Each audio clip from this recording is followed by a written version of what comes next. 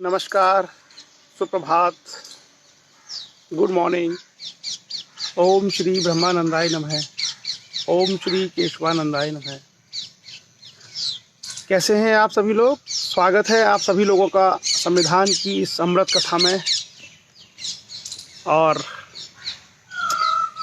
आज बहुत अच्छा मौसम और जो हमारा समय है उस दिए गए समय पर हम अपनी चर्चा लेकर के आपके बीच में उपस्थित हैं। हमारे बीच में हमारी इस जो संविधान की परिचर्चा है, इसमें बहुत सारे लोग देश भर के अलग अलग हिस्सों से जुड़ते हैं। हम उन सभी लोगों का जुड़ने का इंतज़ार करेंगे और साथ ही साथ सभी का स्वागत है। कुछ ही समय में सभी लोग जुड़ जाएंगे और उसके बाद हम लोग अपनी इस कथा को आरंभ करेंगे। हमारे बीच में शिव मोहन सिंह लोधी हैं पन्ना से, लोधी लाला भैया सिंह, गिरीश भारत, नरेश बाबू लोधी, नरेंद्र लोधी, रामकिशन राजपूत जी, सभी लोग हमारे बीच में हैं। और एक विचार हम लोगों को विचार के साथ हम शुरुआत करेंगे अपने इस सेशन की।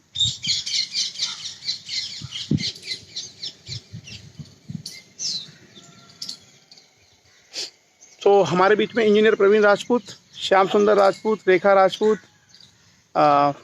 Shashikant Rajput, Krishna Singh Lodhi, Mahesh Lodhi, engineer Praveen Lodhi, advocate Rajput, Kunwar Singh, Kailash Rajput, Om Shiv Verma, Shivshankar Rajput. कहीं कहीं थोड़ी बहुत बूंदाबांदी हो रही है, इधर भी हो जाती है, लेकिन बहरहाल अभी एकदम अच्छा मौसम है। सो ब्रजेंद्र सिंह पैरोल, सूर्य प्रताप सिंह, आशीष राजपूत। तो स्वागत है आप सभी लोगों का। और आज हम लोग बात करेंगे एक विचारक, एक बहुत बड़े दार्शनिक के विचारों के माध्यम से। कविताएं भी हम लोग लेके आए हैं आज आपके बीच में। और सिसरो, एक इटली के बहुत प्रसिद्ध दार्शनिक थे सिसरो, उनका एक विचार आपके बीच में रखेंगे। पहली शताब्दी ईसा पूर्व के एक सिसरो इटली के महान विचारक और दार्शनिक माने जाते हैं। जय किशन राजपूत, लोधी शैलेंद्र राजपूत, गुड्डू निषाद, सत्यराज लोधी, विवेक राजपूत, सुमेर राजपूत, पद्मेश लोधी जी, जीतू राजपूत, राम सिंह लोधी, अंकित राजपूत, श्याम राजपूत, समीर लोधी, लोकमन सिंह, अनिल राजपूत, सारिका राजपूत लोधी, गिरिजेंद्र, बिल्कुल संतोष राजपूत, सुधाकर लोधी, दयाराम लोधी जी, डॉक्टर नारायण पटेल, संजय लिल्हारे, रामचंद्र वर्मा जी, देवदत्त राजपूत जी, रमेश सिंह लोधी, पूनम राजपूत, कुलदीप राजपूत, धर्मेंद्र सिंह वर्मा, रमेश वर्मा। गुड मॉर्निंग सभी को, नमस्कार, सुप्रभात। धर्मेंद्र सिंह वर्मा एडवोकेट पीलीभीत, राम लखन राजपूत, राजीव राजपूत जी हमारे मैनेजर साहब, Ravindra Singh Rajput, Lodhi Naresh, Om Prakash Rajput ji, Krishna Gopal Lodhi, Sudhakar Lodhi Rajput, good morning Sudhakar, Om Prakash Rajput, Devdutt Rajput ji good morning, Yatendra Rajput, Virendra Rajput. सो अभी जो है लगभग सभी लोग जुड़ चुके हैं, अधिकांश संख्या में लोग आ गए हैं और धीरे धीरे बाकी लोग जुड़ते जाएंगे। हम लोग अपने विचार के माध्यम से एक जो दार्शनिक है, श्रीमती कल्पना राजपूत, डॉक्टर सौरभ राजपूत, यश प्रताप सिंह, सूर्य प्रताप बिल्कुल भेज सकते हो, ओम प्रकाश नरवरिया जी, इंजीनियर ओमकार राजपूत, जयंती राजपूत, श्रीमती कल्पना राजपूत गुड मॉर्निंग, यश राजपूत, डॉक्टर मोनू राजपूत, ओम प्रकाश राजपूत, श्याम राजपूत, श्याम बिहारी कन्नौज से, कन्नौज के इतिहास की कल हम चर्चा की थी, अनिल राजपूत, रामकिशन राजपूत। तो चलिए, थान सिंह राजपूत और डॉक्टर शेर सिंह कुशवाहा, सोनू कुमार लोधी सिद्धार्थनगर से, शैलेंद्र कुमार, कुलदीप प्रतिहार, कुलदीप प्रतिहार, नमस्कार। राजकुमार लोधी, हरिश्याम लोधी, चंद्र लोधी, घनश्याम राजपूत, राम मिलन, आरब, गीता देवी पटेल लोधी, राजू वर्मा, शिव राजपूत, पुरुषोत्तम आर्या। तो चलिए, स्वागत है आप सभी लोगों का इस परिचर्चा में। सभी रामदेवी राजपूत, गुड मॉर्निंग। सचिन कुमार राजपूत, राहुल रॉयलांस, जय हिंद राजपूत। चलिए, engineer Praveen Rajput. So welcome and good morning. आज हम लोगों ने एक जो विचारक है, उस विचारक का नाम है सिसरो। और सिसरो इटली के बहुत बड़े दार्शनिक रहे हैं, पहली शताब्दी ईसा पूर्व में। उनका एक विचार है, आज उनका विचार हम लोग रख रहे हैं आपके बीच में, और आप चाहें तो उनके बारे में पढ़ सकते हैं। बहुत सारे विचार उन्होंने दिए जो समाज के ऊपर, जो राज्य व्यवस्था के ऊपर, जो धर्म और नैतिकता के ऊपर, तो बहुत सारे व्यवस्थित विचार दिए हैं सिसरो। और सिसरो इटली के महानतम दार्शनिकों में से, विचारकों में से उनकी गिनती होती है।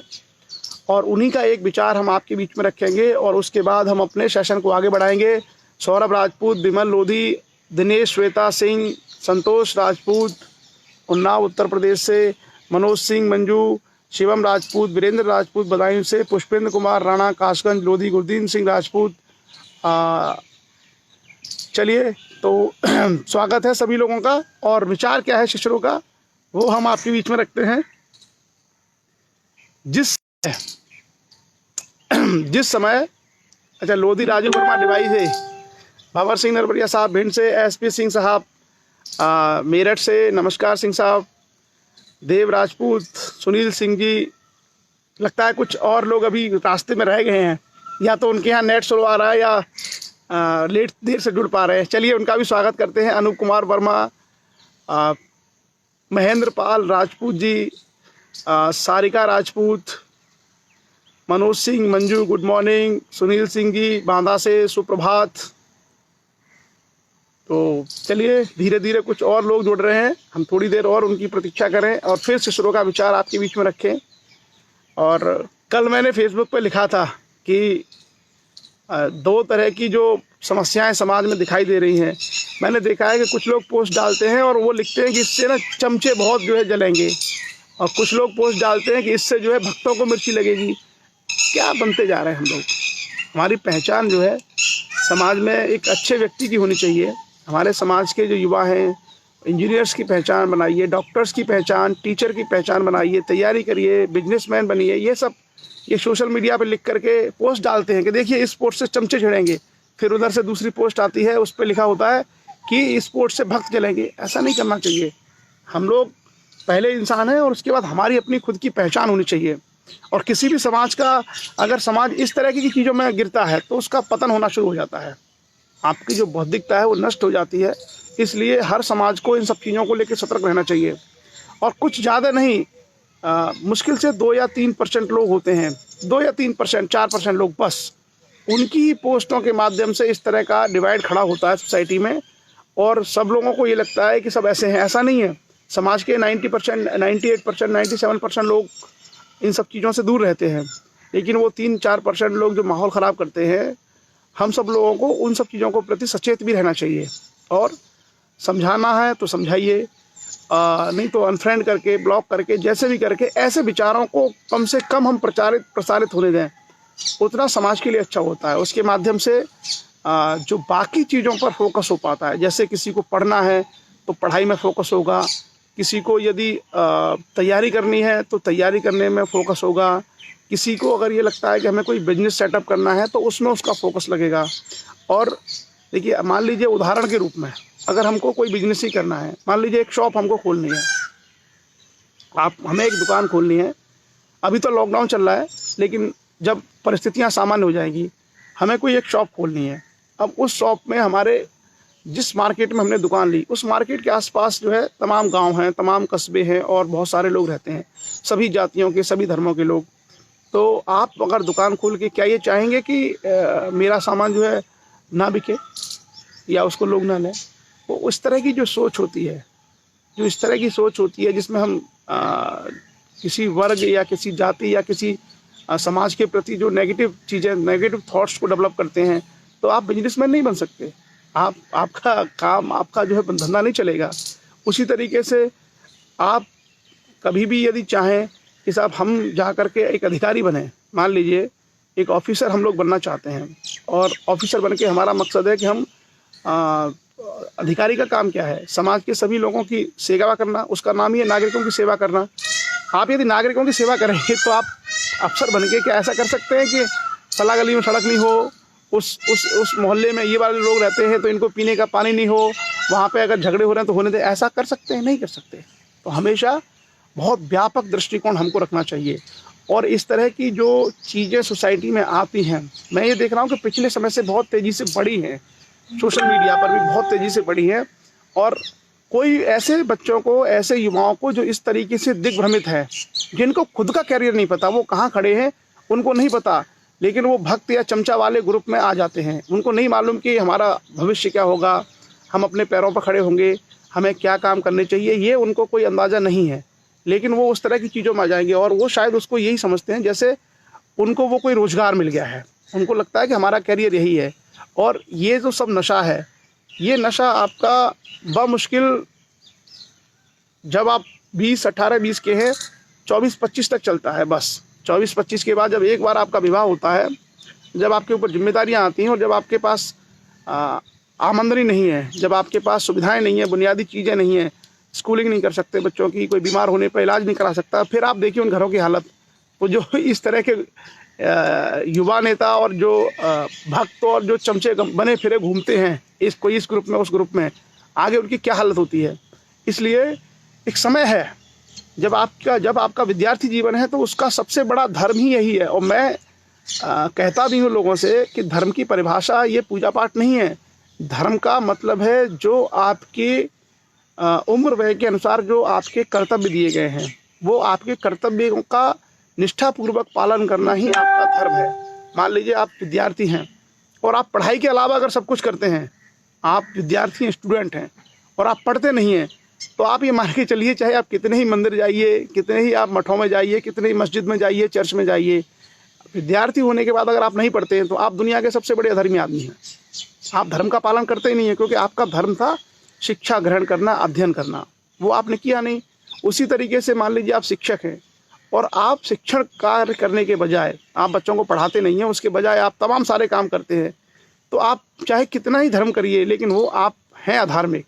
आप जो है धर्म को नहीं मानते, ना ही आप धर्म को जानते। दूसरा, धर्मों में अधिकांश आप अगर पढ़ेंगे गहराई से तो आप पाएंगे कि वहाँ पर प्रेम, करुणा, अहिंसा की बात की गई है। और आपके विचारों में अगर हिंसा आती है, आप अगर हिंसात्मक पोस्ट डालते हैं, वैमनस्यता, घृणा अगर आपके अंदर आती है, तो घृणा, वैमनस्यता, हिंसा, चाहे वो मानसिक हो, चाहे वो हिंसा शारीरिक हो, चाहे वाचिक हो, मन से हिंसा आपने मन में आई हो, या आपकी वाणी में हिंसा हो, या आपके कार्यों में हिंसा हो, तो हिंसा is not a part of religion.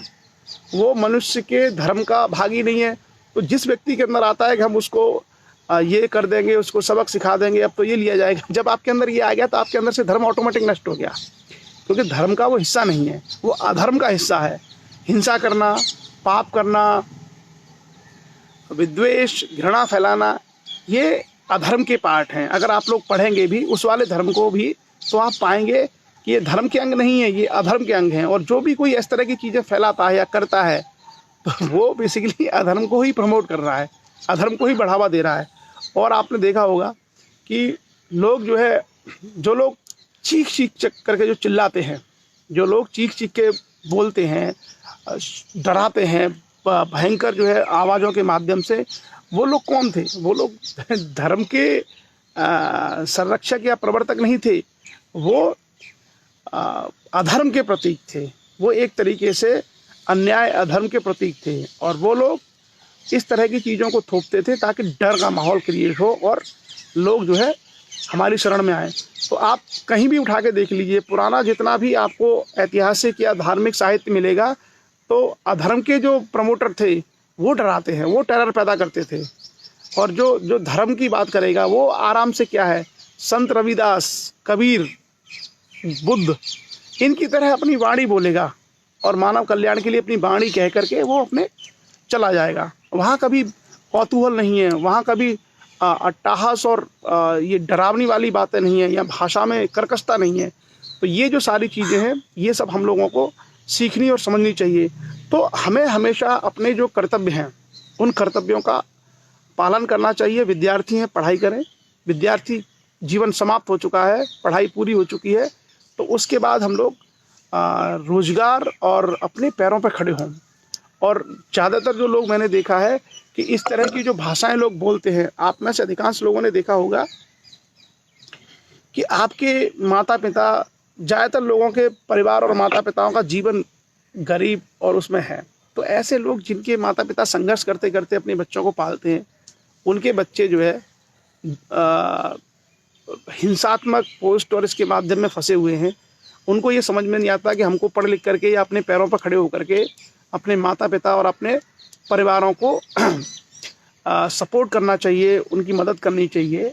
ये नहीं सीखते हैं और इसलिए एक समाज में बड़ा नुकसान इसी चीज़ों से होता है। बहुत बड़ा जो नुकसान होता है वो यही होता है। और आप देखना, जितना आपको कट्टर व्यक्ति मिलेगा, जितना उसके मन में हिंसात्मक चीज़ें हैं, जितना वो सोशल मीडिया पर अनर्गल पोस्ट डालता है, आप देखना कि वही व्यक्ति आपको 30-35 साल की उम्र के बाद लाचारी में दिखाई देगा। किसी से पैसे मांग रहा होगा, घर में कोई बीमार होगा। वो इसी वजह से, क्योंकि शिक्षा गंभीरता लेके आती है। अच्छी शिक्षा आपके व्यक्तित्व में गंभीरता लाती है, और जब गंभीरता आती है तो हम चीज़ों का जो आकलन है उसमें एक व्यापक दृष्टिकोण अपनाते हैं। और हमें जो लगता है कि मानव हित में जो श्रेष्ठ है, उन चीज़ों को हम लोग स्वीकार करते हैं, और जो कुछ भी हमें लगता है ऐसी चीज़ों को हम लोग इग्नोर करते हैं जिनसे मानवता का कोई भला नहीं होता है। वो गंभीरता आती है। और जब हम अध्ययन नहीं करते, गंभीरता अपने व्यक्तित्व में नहीं लाते, तो जिन चीज़ों से मानव के कल्याण में कोई विशेष लाभ नहीं हो, हम उनको भी बढ़ा चढ़ा करके और सनसनी बनाते हैं। तो ये सब चीज़ें हम लोगों को सीखने और समझने की आवश्यकता है। और मुझे उम्मीद है कि जिस प्रकार से शिक्षा का जो प्रचार प्रसार है वो गांव के लेवल तक जब पहुंचेगा, तो लोगों में इन सब चीज़ों को लेकर के उनमें बदलाव आएंगे।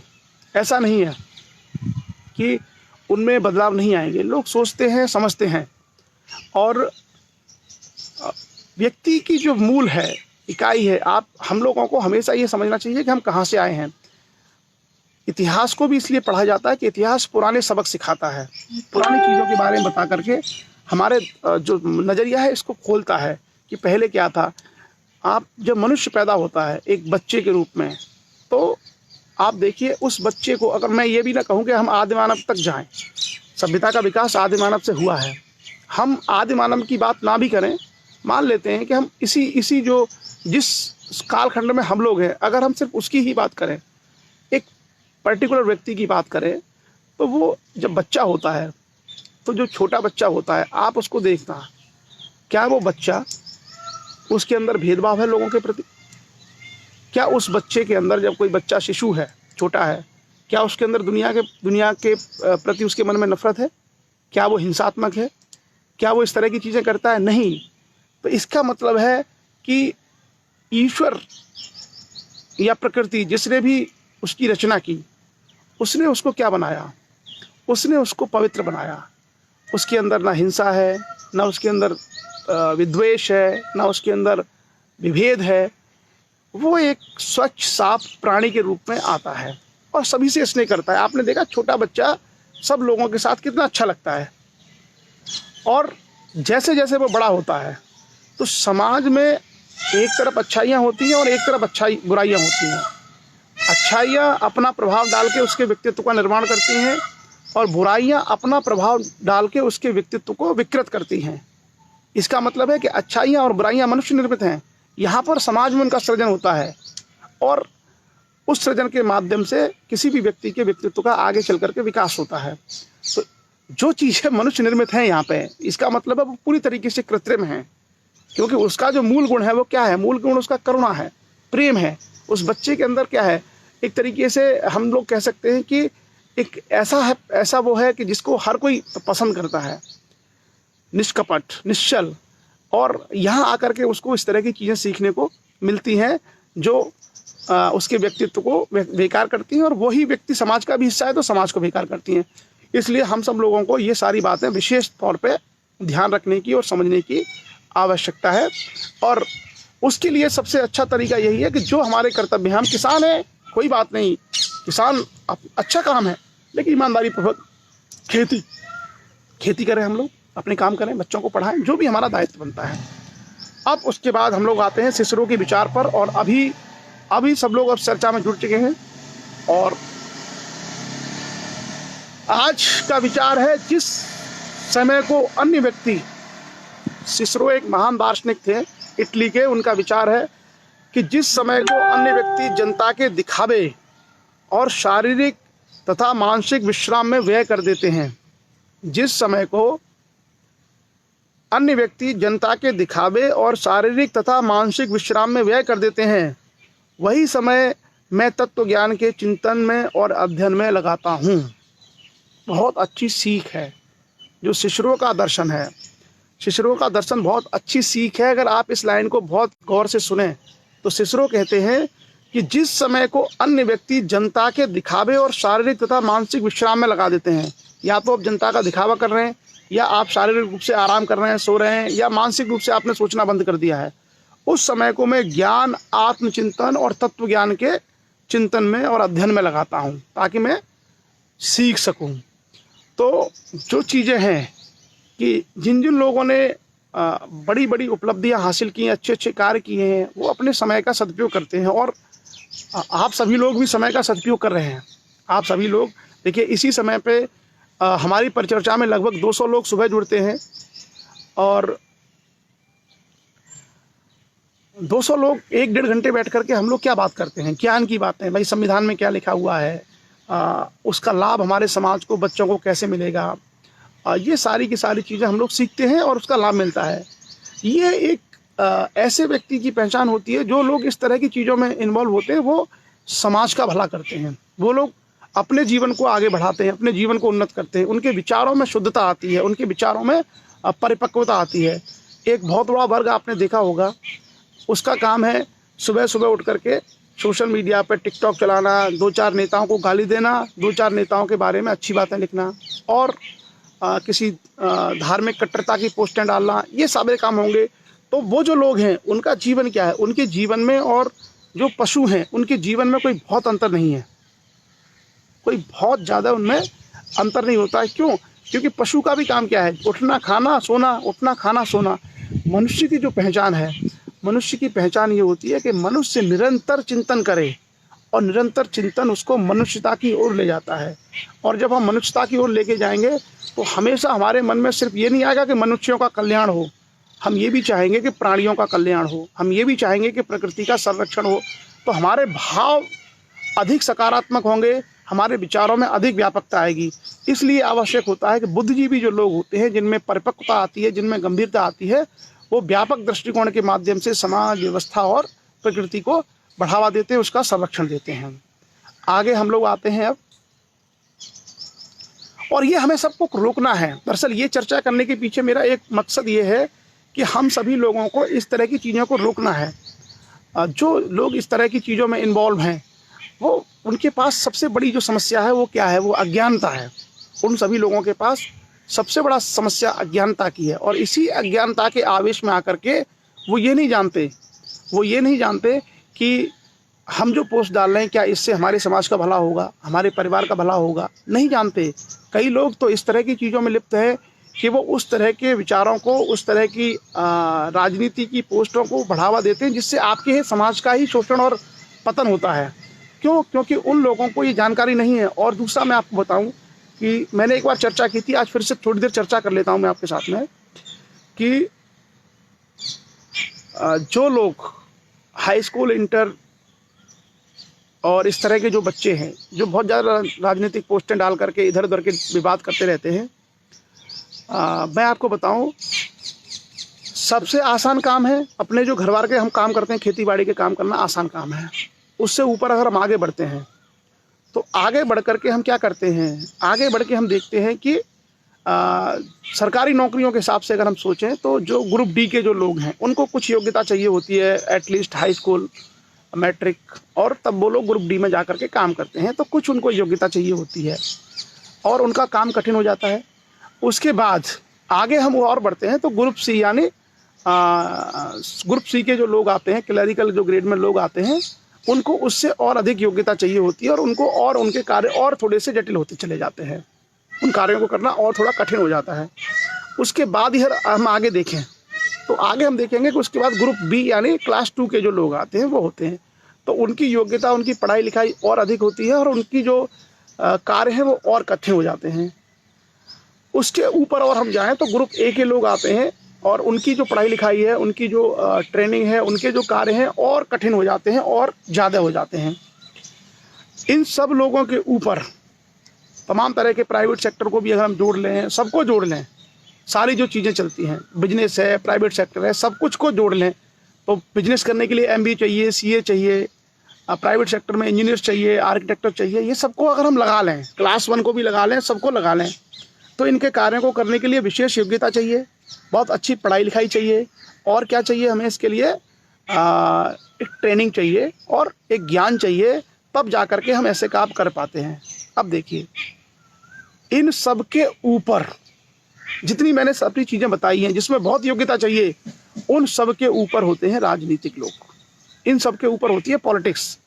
तो आपको लगता है जो किसानों को चलाए, जो IAS को चलाए, जो बिजनेसमैन के ऊपर से को चलाए, जो बिजनेसमैन को आदेश दे, जो group C, group B, group D, किसान, मजदूर, सब लोगों को जो डील करते हैं, सबको जो चलाते हैं, सबको जो डायरेक्शन देते हैं, वो पॉलिटिशियन होते हैं, वो राजनीति है।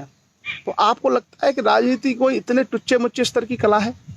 राजनीति बहुत उच्च स्तर का ज्ञान है जो सबके ऊपर बैठा हुआ है।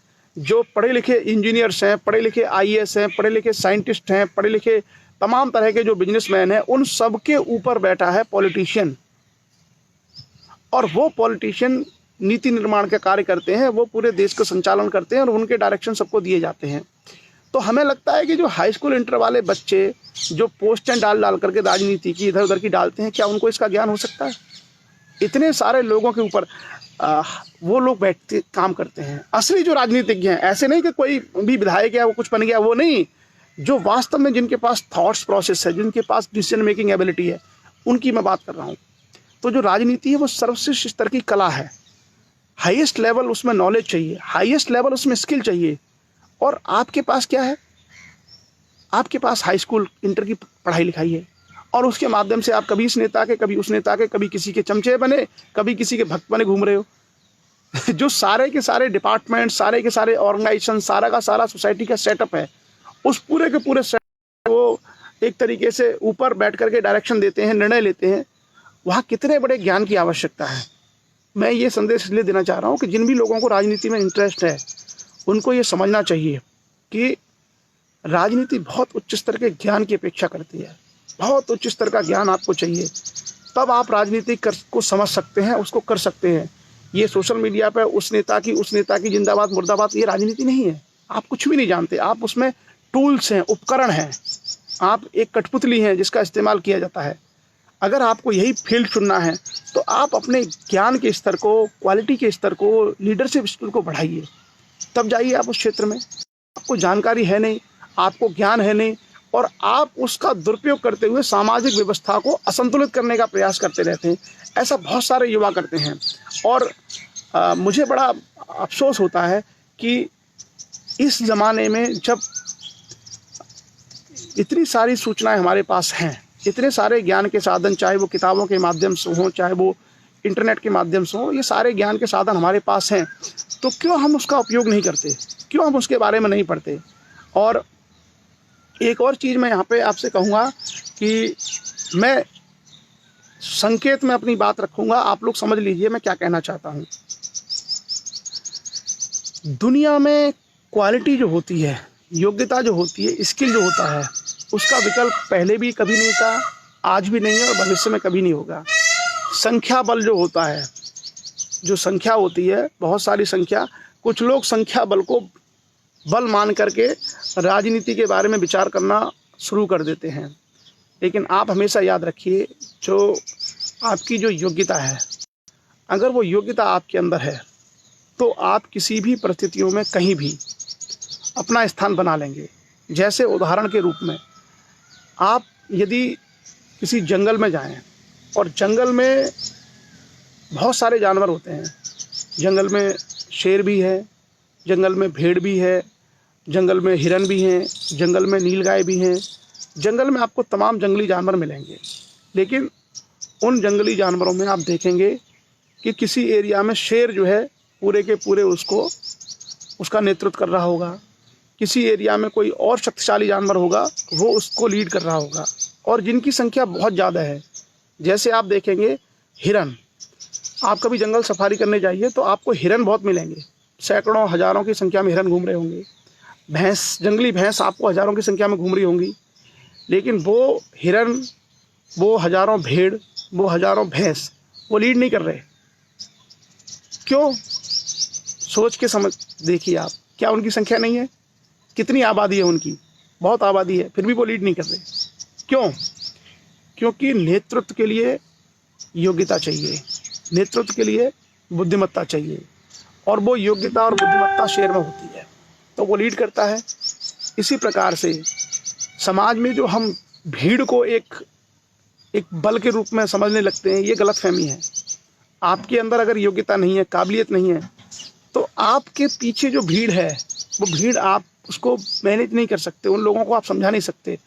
जिसके पास योग्यता है, जिसके पास स्किल है, सिर्फ वो ऊपर बढ़ सकता है। ये पूरे संसार का नियम है, पहले से लेकर के आज तक। और जंगल इसका सबसे बड़ा उदाहरण है। जंगल इसका सबसे बड़ा उदाहरण है कि किस प्रकार से बड़ी ज़्यादा संख्या में होने के बाद भी कम संख्या वाले छोटे छोटे जानवर ही भी लीडर बन जाते हैं, वो भी उस पर्टिकुलर जंगल के एरिया के लीडर बन जाते हैं। क्यों? क्योंकि यह जो सारी चीज़ें वो आती हैं योग्यता से, और हम लोगों का जो फोकस रहा है वो योग्यता की तरफ नहीं रहा। हम लोगों का फोकस योग्यता की तरफ नहीं रहा, योग्यता ग्रहण करने की तरफ हम नहीं बढ़े। कितने लोग हैं जो पीएचडी के लिए प्रयास करते हैं, कितने लोग हैं जो बड़े कंपटीशन में जाने के लिए एफर्ट्स लगाते हैं। अगर आप देखेंगे तो आप अपने पास के 50 गांव का सर्वे करिए तो 50 गांव में हो सकता है कोई एक बच्चा आपको मिलेगा जो आईएएस की तैयारी कर रहा होगा। कोई एक बच्चा 50 गांव में ऐसा होगा जो साइंटिस्ट बनने का सपना देख रहा होगा। 50 गांव में कितनी आबादी होती है, और 50 गांव के लोगों में से कोई एक व्यक्ति आईएएस या साइंटिस्ट बनने का सपना देख रहा है, तो बाकी जो इतनी हज़ारों की आबादी है उन गाँव में, वो आबादी क्या है? क्या योग्यता के प्रति उनमें ललक है? नहीं है। यदि उनमें योग्यता के प्रति ललक पैदा नहीं हो रही है तो क्या उनमें लीडरशिप डेवलप होगी? क्या उनमें नेतृत्व विकसित होगा? असंभव, कभी हो ही नहीं सकता। तो हम लोगों का जो फोकस रहा है, और जो संकुचित मानसिकता के लोग होते हैं, जिन लोगों की मानसिकताएं संकुचित होती हैं, जिन लोगों के विचार बहुत छोटे होते हैं, वो लोग हमेशा यही चाहेंगे कि बाकी लोगों को योग्यता हासिल नहीं हो। बाकी लोगों को नहीं चाहेंगे कि उनको योग्यता हासिल हो, क्योंकि उनको योग्यता हासिल होगी तो वो उन लोगों के बराबर हो जाएंगे। तो संकुचित सोच के लोग, छोटी सोच के लोग समाज को अज्ञानी बनाए रखने के लिए प्रयास करते हैं कि ये लोग अज्ञानी बने रहे, ताकि मैं कम अज्ञानी इन ज़्यादा अज्ञानियों का नेतृत्व करता रहूं। और जो समझदार और दूरदर्शी लोग होते हैं, जिनकी सोच बहुत व्यापक होती है, वो लोग चाहते हैं कि लोग मुझसे भी ज़्यादा ज्ञानी बने, मुझसे भी ज़्यादा लोगों के अंदर योग्यता आए, ताकि आने वाली जो पीढ़ियां हैं वो बेहतर नेतृत्व के साथ कार्य करें। ये बड़े लोगों की सोच होती है। और जिन समाजों में ऐसा हुआ है, उदाहरण के तौर पर जापान में हर व्यक्ति ये सोचता है कि मेरी आने वाली जनरेशन मुझसे भी ज़्यादा इंटेलिजेंट हो। जापान एक ऐसा छोटा सा देश है जहाँ पर भौतिक संसाधनों का अभाव है, नेचुरल रिसोर्सेज वहाँ पर नहीं है। तो वहाँ पर क्या है, केवल एक ही रिसोर्स है, दैट इज़ ह्यूमन रिसोर्स। वहाँ मानव है, बाकी पूरा जापान समुद्र से घिरा हुआ है। आपको पता है दुनिया में सबसे ज़्यादा भूकंप जापान में आते हैं, प्राकृतिक आपदाएं जापान में बहुत आती हैं। हमारी तरह वहाँ ज़मीन खेती बाड़ी नहीं होती है, बहुत कम हिस्से हैं, पानी की समस्या है पीने की। मतलब जापान एक ऐसा देश है जिसमें प्राकृतिक संसाधन बहुत नहीं है, फिर भी वो दुनिया के सबसे विकसित देशों में से है। दुनिया भर में मेड इन जापान चीज़ें पहुँचती हैं।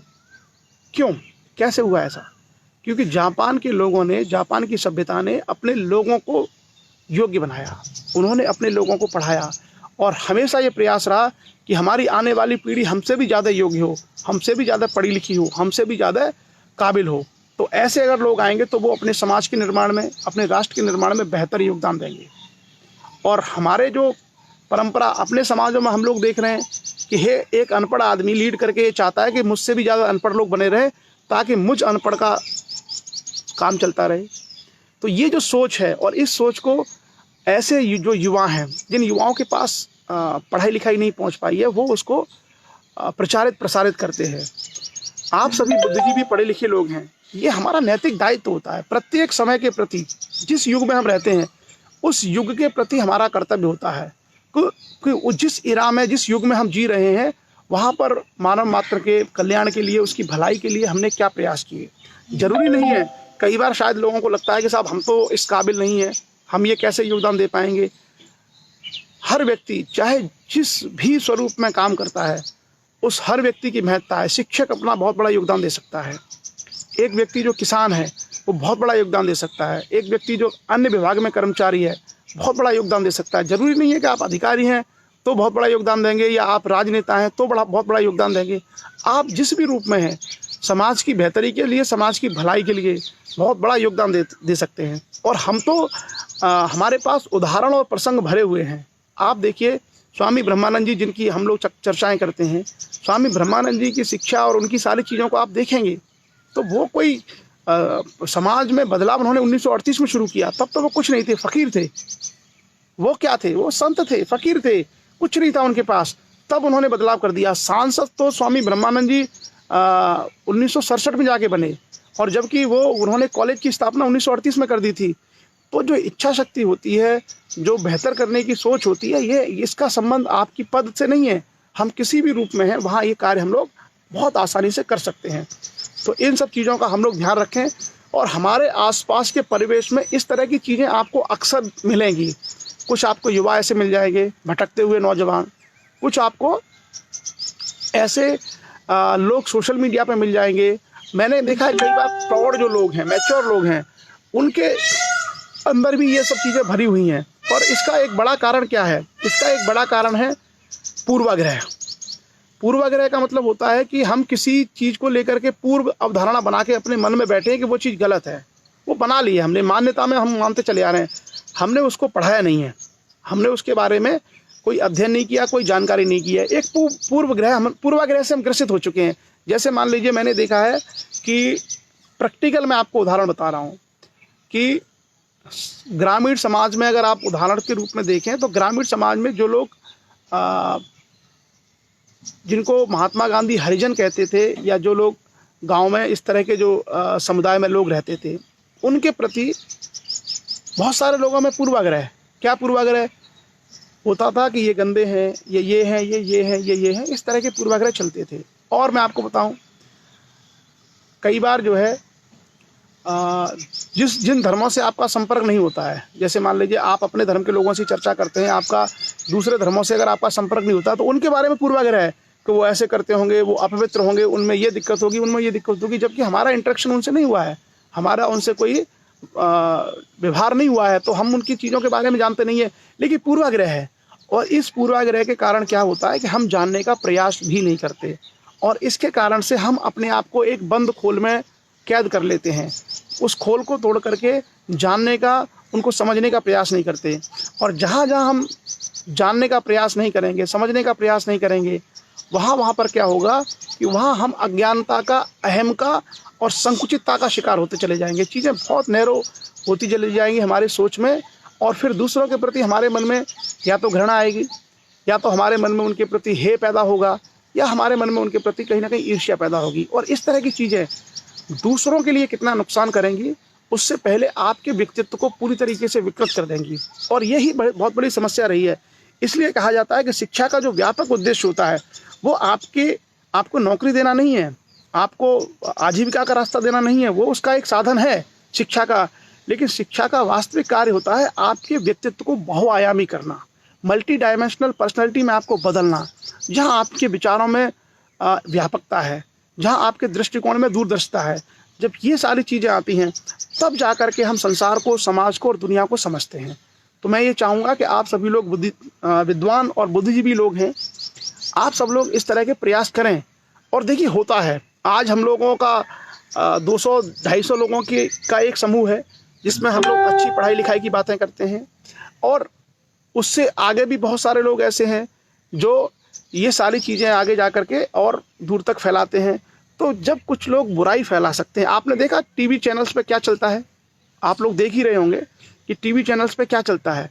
टीवी चैनल्स पे कभी हम ये नहीं देख रहे हैं, खास करके न्यूज़ चैनल्स पे, कि बच्चे पढ़ाई करें, बच्चे आईएएस बने, बच्चे साइंटिस्ट बने, बच्चे डॉक्टर्स बने। इसका कोई डिबेट नहीं आ रहा, ना उसकी कोई चर्चा हो रही है। किसान उन्नत किसान बने, किसान अच्छी खेती करे, गाँव में जो गरीबी है, गाँव में जो लोगों के पास सड़कें हैं वो अच्छी बने। इसका कोई डिबेट नहीं है, इसकी कोई चर्चा नहीं हो रही है।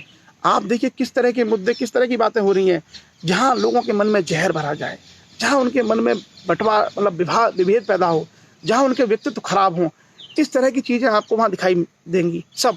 तो हम ये कह रहे हैं कि कुछ लोग अगर समाज को बिगाड़ना चाहते हैं, कुछ लोग अगर लोगों को अनपढ़, जाहिल और एक तरीके से धर्मांध बनाना चाहते हैं, तो हमारा काम होता है कि हम समाज के नागरिक होने के नाते अपने समाज की रक्षा करें। हमारा दायित्व होता है कि हम अपने समाज को बचाएं। कैसे? इस तरह के उन्मादी लोगों से, इस तरह के पागल लोगों से। हम अपने समाज के बच्चों को, अपने लोगों को सिखाएं कि देखिए गौतम बुद्ध ने क्या कहा, देखिए संविधान ने क्या कहा, देखिए शिक्षा का क्या महत्व है, देखिए तमाम जो संत हैं, तमाम जो सारे लोग हैं, वो आपको क्या शिक्षा दे के गए हैं कि आप मानवता का पाठ पढ़ करके शिक्षा ग्रहण करिए और अपने जीवन में आगे बढ़िए और दूसरे लोगों को आगे बढ़ाने का आप निरंतर प्रयास करिए। हम ये भी तो कर सकते हैं। तो जहाँ एक तरफ इस तरह की शक्तियाँ हैं, जिन शक्तियों के मन में सिर्फ ये भरा हुआ है और उनके निहित स्वार्थ हैं, उनके हमेशा निहित स्वार्थ हैं कि वो अपने स्वार्थों के चक्कर में दूसरों को चाहते हैं कमज़ोर रहें।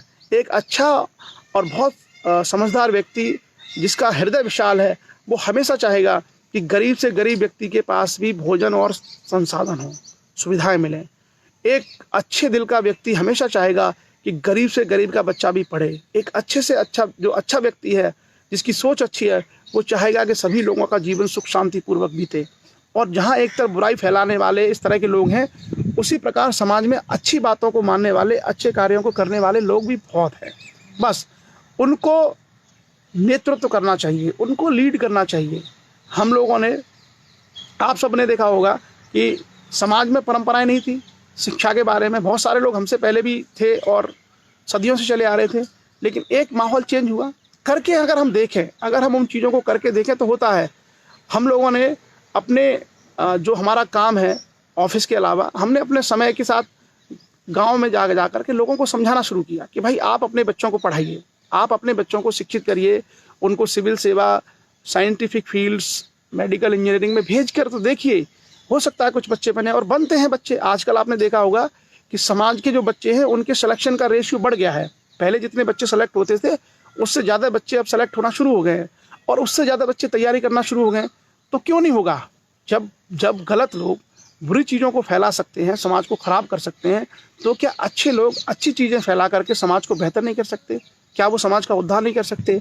और मान लीजिए हमारे पास कोई नॉलेज है, हमारे पास कोई अच्छी बात हमें जानकारी में, अगर हम किसी गरीब के बच्चे को या किसी गांव के ऐसे बच्चे को जिसको शिक्षा नहीं मिली है, अगर हम उस बच्चे को कुछ अच्छी ज्ञान की 2-4 बातें अगर उसके साथ शेयर कर भी लेंगे, उसके माता पिता को अगर हम समझा भी देंगे, तो आप मुझे बताइए उसमें हमारा क्या घाटा है, हमारा क्या नुकसान है? कोरोना वायरस में के संकट में आप देख रहे हैं कि धन संपत्ति सब इस समय क्या हो गया है, इररिलेवेंट हो गया है। कम से कम में लोग अपनी आवश्यकताएं पूरी कर रहे हैं, कम से कम में लोग जीवन यापन करना सीख गए हैं। और कम से कम में लोग जब सर्वाइव कर सकते हैं, तो इसका मतलब क्या है कि बहुत सारे जो ताम झाम है जो हमने खड़े किए हैं, इनके बिना भी मनुष्य का अस्तित्व रह सकता है, उसके बिना भी मनुष्य अपना जीवन चला सकता है। तो आप ये सोचिए कि इतनी कम आवश्यकताओं में अगर हम जी सकते हैं, तो जब माहौल अच्छा हो जाएगा, जब सब कुछ सामान्य हो जाएगा, तो क्या ऐसे में हम कुछ अपना धन, कुछ अपना समय, कुछ अपनी नॉलेज उन ऐसे लोगों को नहीं दे सकते जो उससे वंचित हैं, जो उनके पास नहीं है? जब हम इस समय जी रहे हैं पिछले 1-1.5 महीने से, तो क्या हम आगे नहीं जी पाएंगे? बिल्कुल जी सकते हैं। परिवर्तन सोच का होना चाहिए। जिस दिन सोच का परिवर्तन होगा, उस दिन चीज़ें बेहतर होंगी। और मैं हमेशा बड़े बड़े जो सेमिनार्स हैं, उन बड़े बड़े सेमिनार्स में भी मैंने कई बार लोगों से कहा है, बच्चों से, पेरेंट्स से कहा है, गार्जियन से कहा है, और इंटेलेक्चुअल्स, हम लोगों के जो एजुकेशन सेमिनार्स होते हैं उसमें बुद्धिजीवी बड़ी संख्या में आते हैं। वहाँ भी मैंने एक बात लोगों से कही है कि हमेशा इस बात का ध्यान रखें कि आपके बेटी की शिक्षा हो रही है या नहीं हो रही है, उससे ज़्यादा चिंता आपको यह भी करनी चाहिए कि आपके पड़ोस में रहने वाले बच्चों की शिक्षा हो रही है या नहीं। अगर मान लीजिए आप ये सोचते हैं कि मेरा बच्चा पढ़ जाए, मेरा बच्चा पढ़ लिख करके कामयाब हो जाए, और मेरे जो आसपास पड़ोस में रहने वाले जो लोग हैं, इसको आप व्यापक रूप से भी समझ सकते हैं कि पूरे समाज में कुछ लोग अगर ये सोचते हैं कि हमारे समाज के लोग पढ़ जाएं और बाकी समाज के लोग ना पढ़ें, तो क्या होगा? उसका परिणाम ये होगा कि आपका बच्चा पढ़ाई कर रहा है और आपके बच्चे के पड़ोस में रहने वाले किसी व्यक्ति का, कोई जो पड़ोस में रहने वाले व्यक्ति का बच्चा है, वो बच्चा किसी कारण से शिक्षा नहीं ग्रहण कर पा रहा है और वो बुराइयों को अपना रहा है। हो सकता है उसके अंदर चोरी करना हो सकता है उसके अंदर कोई आपराधिक प्रवृत्ति जन्म ले रही हो सकता है उसके अंदर इस तरह की विकृतियां आ रही हो।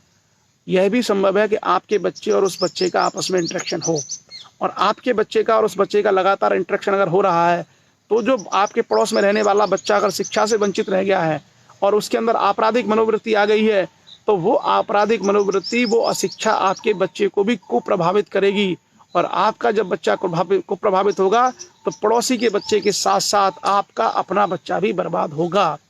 तो इसलिए समाज में कभी भी इस सोच के साथ काम नहीं करना चाहिए कि बाकी लोग अनपढ़ रह जाएं, बाकी गरीब रह जाएं और हम अमीर हो जाएं, हम पढ़ जाएं। आप ये मान के चलना कि आगे समय का चक्र आपको इसका जवाब देगा। इतिहास हमेशा घूमता है और वो इतिहास का चक्र आपकी आने वाली पीढ़ियों से सवाल पूछेगा, आपकी आने वाली पीढ़ियों पर अटैक करेगा, क्योंकि जो अनपढ़ रह गए, जो अशिक्षित रह गए, या जो लोग अपराधी प्रवृत्तियों में आपके आसपास के लोग रह गए, वो सारे के सारे लोग आगे चल करके आपकी इस पीढ़ी को आप बचा सकते हो, लेकिन आने वाली पीढ़ियों पर वो लोग जरूर उसको संक्रमित करेंगे। तो हमेशा हम लोगों को इस विचार, इस दृष्टिकोण के साथ कार्य करना चाहिए कि हमारा अपना परिवार, हमारा अपना जो घर है, उसके अलावा हमारे पड़ोसी, हमारे आसपास समाज में सब लोगों के जीवन में उद्धार हो, सब लोगों के अंदर मानवता पैदा हो, सभी लोगों का कल्याण हो। अगर इस तरह की सोच हम लेके आएंगे तो निश्चित रूप से जो व्यापक परिप्रेक्ष्य में आप देखेंगे कि समाज में सकारात्मक चीज़ें और सकारात्मक सुधारों का प्रादुर्भाव होगा। तो चलिए, अमृत कथा, संविधान की अमृत कथा थी, हम लोग संविधान के बजाय दूसरी चीज़ों पर चले गए, और अब हम लोग चर्चा करते हैं। कल हम लोगों ने आर्टिकल 226 तक अपनी चर्चा की थी, संविधान के अनुच्छेद 226 तक। तो संविधान के अनुच्छेद 226 में हमने चर्चा की थी कि मौलिक अधिकारों के संबंध में रिट निकालने की शक्ति हाई कोर्ट के पास भी है। जो आपका उच्च न्यायालय है, वो संविधान के अनुच्छेद 226 के तहत 5 तरह के मामलों में रिट निकाल सकता है। कैसे कैसे मामले? बंदी प्रत्यक्षीकरण, परमादेश, प्रतिषेध, उत्प्रेषण और अधिकार परीक्षा, हैबियस कॉर्पस, मैंडमस, सेरेटोरी प्रोविजन और क्यो वारंटो।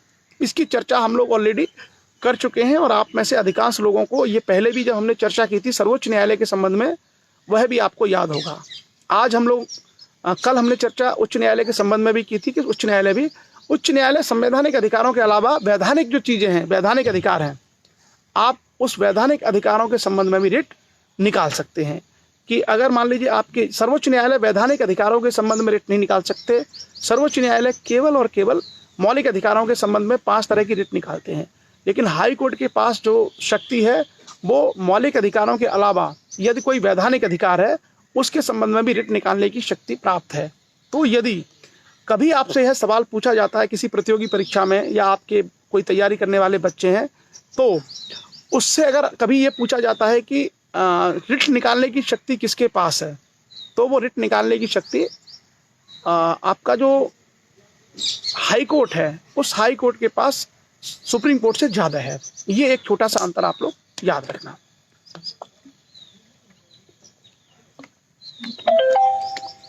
अब हम आगे बढ़ेंगे आर्टिकल 227, जो आज की चर्चा का हमारा पहला अनुच्छेद है, और वो अनुच्छेद कहता है कि सभी न्यायालयों के अधीक्षण की उच्च न्यायालय की शक्ति। तो सभी न्यायालय के अधीक्षण का मतलब होता है किसी न्यायालय, जो नीचे वाले न्यायालय हैं उसको सुपरविजन करना। तो सुप्रीडेंट एक तरीके से कौन है? हाई कोर्ट है। कौन से निचले न्यायालय? जिस हाई कोर्ट का जो ज्यूरिडिक्शन है, मान लीजिए उदाहरण के रूप में हम लेते हैं पंजाब हाई कोर्ट जो चंडीगढ़ में है। Punjab high court, Punjab and Chandigarh जो हाई कोर्ट है, वो हरियाणा और पंजाब और चंडीगढ़ तीनों का हाई कोर्ट है। तो वह हाई कोर्ट पंजाब प्रदेश में जितने भी जिला कोर्ट्स होंगे, जितने भी तहसील कोर्ट होंगे, उन सबका सब उसके अधीन होंगे। हरियाणा में जितने भी कोर्ट्स होंगे, जितने भी डिस्ट्रिक्ट कोर्ट्स होंगे, सब उसके अधीन होंगे। और चंडीगढ़ में भी जितने जिला न्यायालय और बाकी न्यायालय होंगे, वो सब उसके अधीन होंगे। तो कहने का मतलब है कि संविधान का अनुच्छेद 227 ये कहता है कि जो हाई कोर्ट है अपने ज्यूरिडिक्शन में, जहाँ तक उसका ज्यूरिडिक्शन जाता है, जहाँ तक उसका अधिकार क्षेत्र जाता है, वह अधिकार क्षेत्र के अंतर्गत आने वाले सभी जो निचले न्यायालय हैं वो सब उसके अधीन होंगे। और एक तरीके से वो सुप्रीटेंडेंट के रूप में वो उनको मॉनिटर करेगा। क्लियर? आगे हम बढ़ेंगे और इस तरह के छोटे छोटे से ही प्रावधान हैं। इसका मतलब है कि डिस्ट्रिक्ट, और ये एक पूरा सेटअप है, जिला न्यायालय, जिला न्यायालय से ऊपर उच्च न्यायालय और उच्च न्यायालय से ऊपर आपका सर्वोच्च न्यायालय। ये एक व्यवस्था है और उस व्यवस्था में ये सारी चीज़ें हम लोगों को देखने को मिलती हैं। उसके बाद हम आगे बढ़ेंगे। संविधान का अनुच्छेद 228 आर्टिकल 228, आर्टिकल 228 ये कहता है कि कुछ मामलों का उच्च न्यायालय को अंतरण, इंग्लिश में बोलते हैं transfer of certain cases to high court, यानी कुछ ऐसे मामले हैं जो सीधे हाई कोर्ट को चले जा सकते हैं। जैसे मान लीजिए मामला विचाराधीन है जिला न्यायालय में, तो जिला न्यायालय से वो सीधे हाई कोर्ट में जा सकता है। कैसा मामला? ऐसा मामला कि जिला न्यायालय में अगर कोई ऐसा विषय या ऐसा कोई केस चल रहा है जिसमें संविधान का कोई क्वेश्चन छुपा हुआ है, मान लीजिए संविधान की कोई व्याख्या है, संविधान का कोई बहुत मूलभूत प्रश्न उसमें है उस केस में, कि भाई अगर इस केस में हम जाएंगे तो संविधान की व्याख्या का भी इसमें कार्य करना पड़ेगा। तो ऐसे मामलों में, जिन मामलों में संविधान का कोई सारभान प्रश्न अगर छुपा होता है, कोई मूल प्रश्न संविधान का छुपा होता है और उसकी व्याख्या करना आवश्यक हो जाता है, तो ऐसे मामलों को उच्च न्यायालय अपने पास ट्रांसफ़र करके मंगा सकता है। स्पष्ट? ऐसे मामले जिसमें संविधान का कोई विषय छुपा हुआ है और वो जिला न्यायालय में या निचले न्यायालय में कहीं विचाराधीन है, तो ऐसे मामलों को उच्च न्यायालय में ट्रांसफ़र किया जा सकता है। एक तो ये है। दूसरा, सुप्रीम कोर्ट इसके संबंध में अपनी नोटिंग लगा के भी भेज सकता है कि इस मामले में आप जब भी कोई निर्णय करें तो इन चीज़ों का ध्यान रखें। तो यह एक प्रावधान है। एक तरीके से हम देखते हैं कि व्यवस्था को बड़ा संतुलित बनाए रखने का प्रयास किया गया है, ताकि सारी चीज़ें एक ऑर्डर में चलें, सारी चीज़ें एक व्यवस्था के रूप में चलें। आगे हम चलते हैं उच्च न्यायालयों के अधिकारी और सेवक तथा व्यय। तो जो उच्च न्यायालय के मुख्य न्यायाधीश हैं वो अपने अधिकारी और सेवक इत्यादि की नियुक्ति करते हैं, और वो जो अधिकारी और सेवक हैं वही सर्वोच्च न्यायालय के जो कार्य हैं, कार्यवाही जो होती हैं, उनमें उनकी मदद करते हैं। जैसे आपने देखा होगा कोई वहाँ लिखने का काम कर रहा है, कोई लोगों की व्यवस्था कर रहा है, कोई जो कोर्ट में केस लगे हैं उनकी जानकारी, उनको डिटेल लगा रहा है। तो इस तरह के जो सारे अधिकारी और सेवक होते हैं उच्च न्यायालय में, वो सभी मुख्य न्यायाधीश के माध्यम से नियुक्त किए जाते हैं। संविधान का अनुच्छेद 229 आर्टिकल 229। आगे हम बढ़ेंगे कि उच्च न्यायालय की अधिकारिता का संघ राज्य क्षेत्रों पर विस्तार। जो उच्च न्यायालय हैं उनका जो संघ राज्य क्षेत्र, भारत में दो तरह की व्यवस्थाएं हैं। कुछ तो राज्य हैं जैसे उत्तर प्रदेश, महाराष्ट्र, छत्तीसगढ़, मध्य प्रदेश, और कुछ संघ शासित प्रदेश हैं जैसे दिल्ली, पांडिचेरी, चंडीगढ़, दादरा नगर हवेली, दमन दीप, लक्षद्वीप, अंडमान निकोबार, जम्मू एंड कश्मीर, लद्दाख। ये सारे क्या हैं? संघ शासित प्रदेश हैं। इनको हम लोग कहते हैं इंग्लिश में यूनियन टेरिटरी, यूनियन टेरिटरी, संघ शासित प्रदेश। तो संविधान का अनुच्छेद 230 आर्टिकल 230 ये कहता है कि उच्च न्यायालयों की अधिकारिता का संघ राज्य क्षेत्रों पर विस्तार। तो संसद को यह शक्ति प्राप्त है, संसद को यह शक्ति प्राप्त है कि संसद विधि द्वारा किसी भी संघ राज्य क्षेत्र पर किसी भी उच्च न्यायालय की अधिकारिता का विस्तार कर सकती है। क्लियर? तो जैसे उदाहरण के रूप में हम ले लें Bombay high court. Bombay high court जो है बेसिकली मध्य महाराष्ट्र का हाई कोर्ट है, लेकिन आपने देखा होगा कि बॉम्बे हाई कोर्ट के अधीन कई सारे जो आसपास के जो क्षेत्र हैं वो भी आते हैं, जो संघ शासित प्रदेश हैं वो भी उसमें शामिल हैं।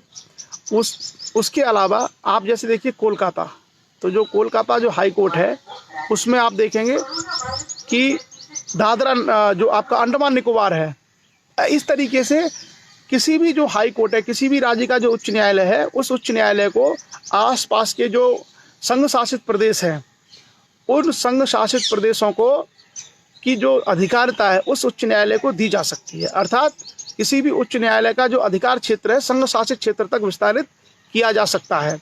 यह कहाँ पर लिखा हुआ है? भारत के संविधान के अनुच्छेद 230 में, आर्टिकल 230 में। और आपने देखा होगा केवल चंडीगढ़ का हाई कोर्ट है, दिल्ली जो है दिल्ली का हाई कोर्ट है, और एक जो है दिल्ली, चंडीगढ़ और शायद यही केवल है जिनके हाई कोर्ट्स हैं।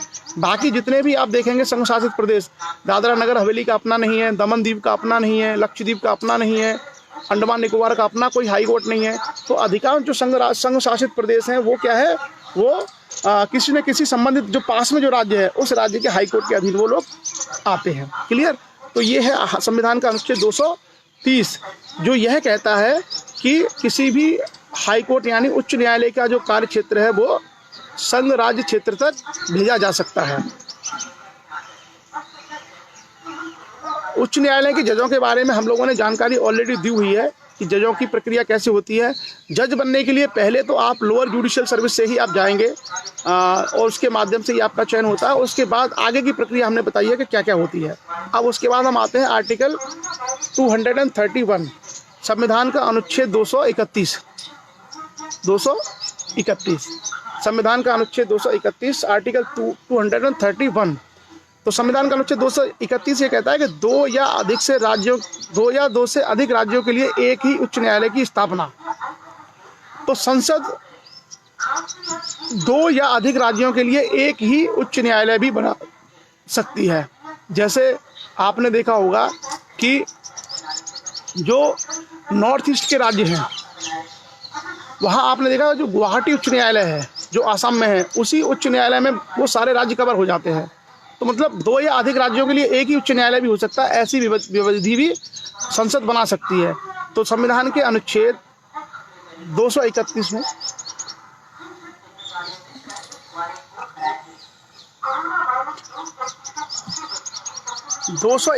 ये कहता है कि दो या अधिक राज्यों के लिए भी संसद विधि के माध्यम से एक ही उच्च न्यायालय की स्थापना कर सकती है।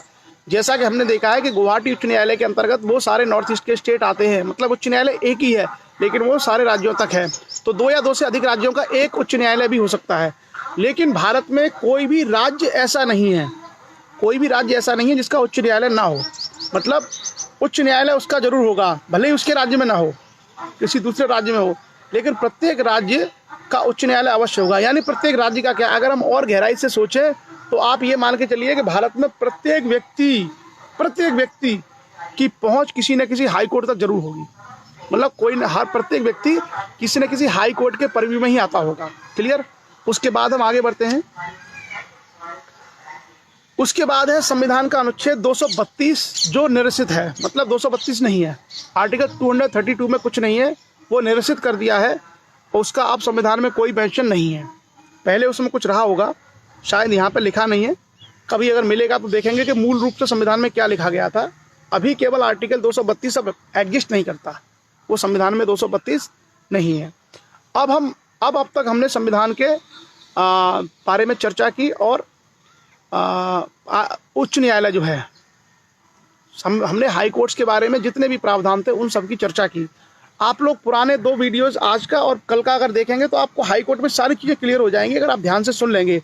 लेकिन फिर भी मेरा सजेशन ये है कि हम सब लोग संविधान को नियमित रूप से पढ़ते भी रहें, एक 2 आर्टिकल। जैसे ज़रूरी नहीं है कि आप लोग सारे आर्टिकल्स पढ़ें, लेकिन 2 3 आर्टिकल दिन में अगर पढ़ते रहें तो कई सारी चीज़ें हमारी रिवाइज भी होंगी और कई सारी चीज़ें हमारी स्पष्ट भी हो जाएंगी, कई सारी चीज़ें हमारी क्लियर भी होती चलेंगी। और ये आदत होनी चाहिए, ये हमारा स्वभाव होना चाहिए।